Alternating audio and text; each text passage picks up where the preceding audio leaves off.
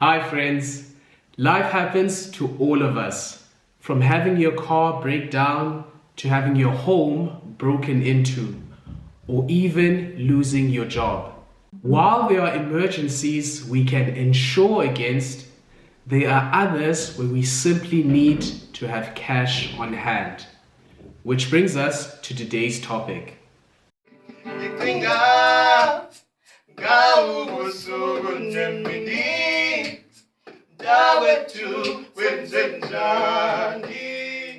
Today's video is going to be a fairly short one. Personally, I don't think that the concept of an emergency fund is a difficult one to understand, and therefore we do not need to make the video unnecessarily long. Okay, question number one, what is an emergency fund?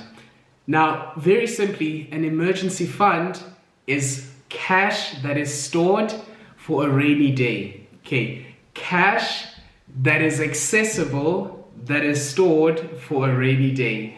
Very simple, easy to understand definition.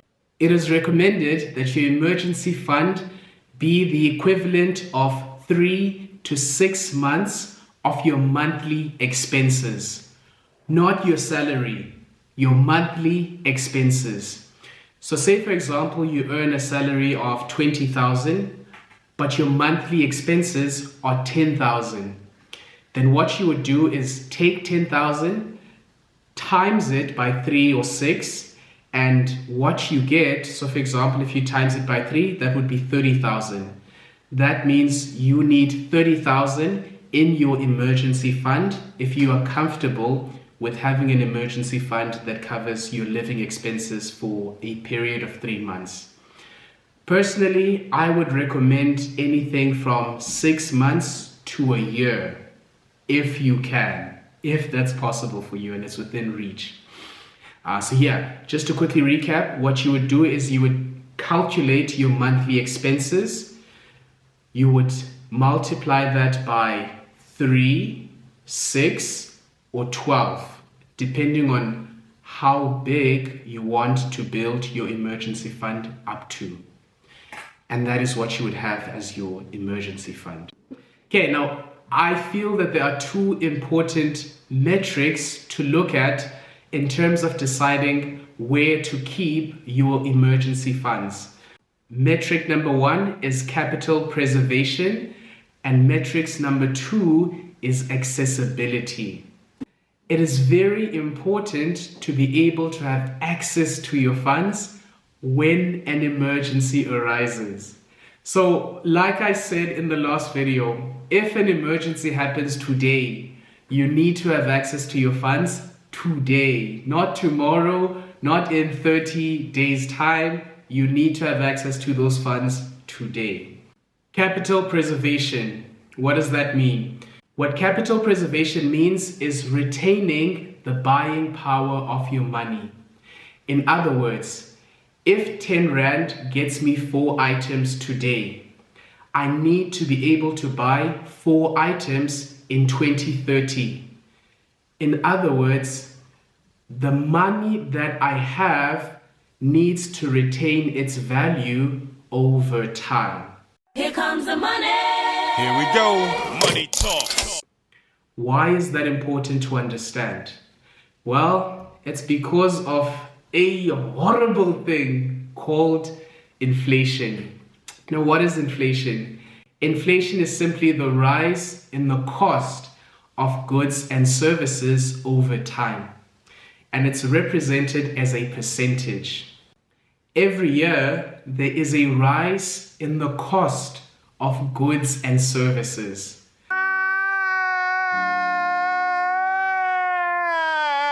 And this rise is termed inflation. Now, how is that relevant to capital preservation?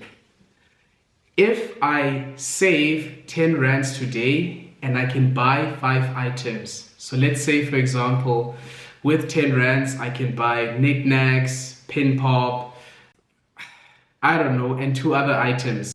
Because of the rise in the cost of these items over time, by the time we get to 2030, I would not be able to buy 4 items with the 10 rands. I would probably only be able to afford 2 items. So capital preservation means that the 10 rand that I invest today needs to grow in relation to inflation so that by the time it gets to 2030, let's say for example it is 13 or 15 rands, it can still buy me the same 4 items. Yeah, Vaga? So when it comes to capital preservation, it's very important to put your money in a bank that offers you interest that is above the inflation rate, so as to preserve the value of your money over time. Number 2, accessibility. Imagine you're driving down Oxford Road. Your tire bursts. Please, no! No! No! No! What good is having funds in the bank if you can only access them in 30 days from the time of the emergency?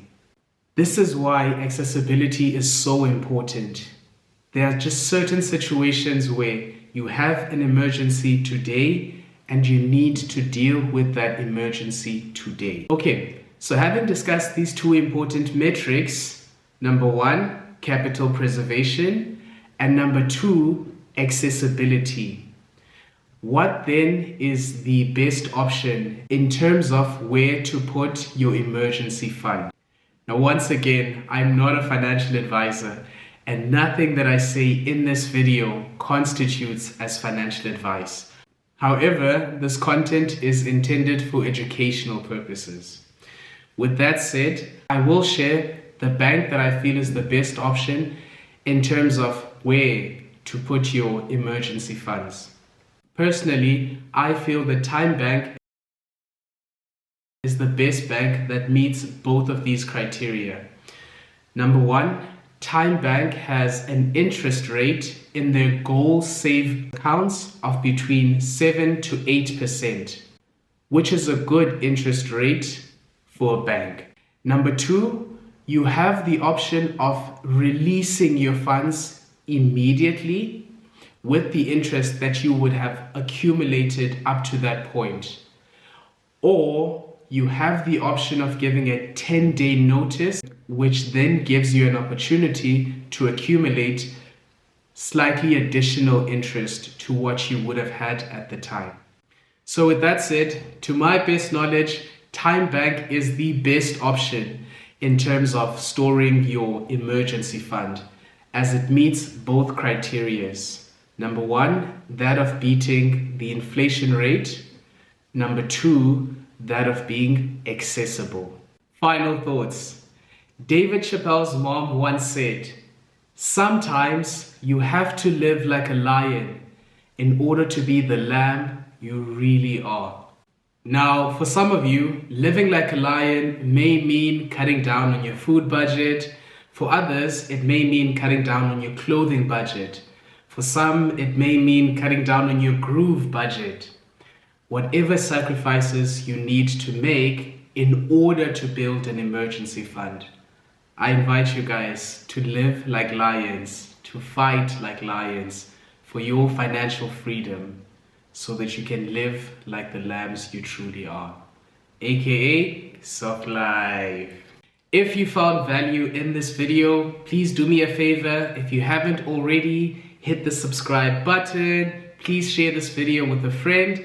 Oh, also, like button, hit the like button now.